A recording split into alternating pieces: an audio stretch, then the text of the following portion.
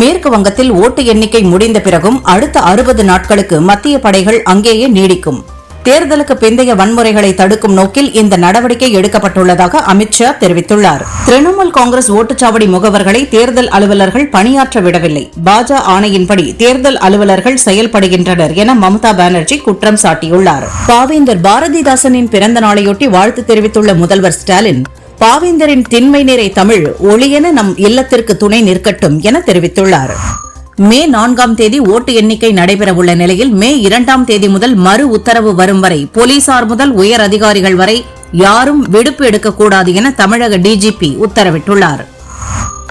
நீலகிரியில் கோடை விழாவை முன்னிட்டு போக்குவரத்து நெரிசலை தவிர்க்க மே 1ஆம் தேதி கனரக வாகனங்கள் நகருக்குள் நுழைய மாவட்ட காவல்துறை கட்டுப்பாடுகளை விதித்துள்ளது. காலை 8 மணி முதல் இரவு 9 மணி வரை அத்தியாவசிய பொருட்கள் ஏற்றி வரும் வாகனங்களுக்கு மட்டுமே அனுமதி வழங்கப்பட்டுள்ளது.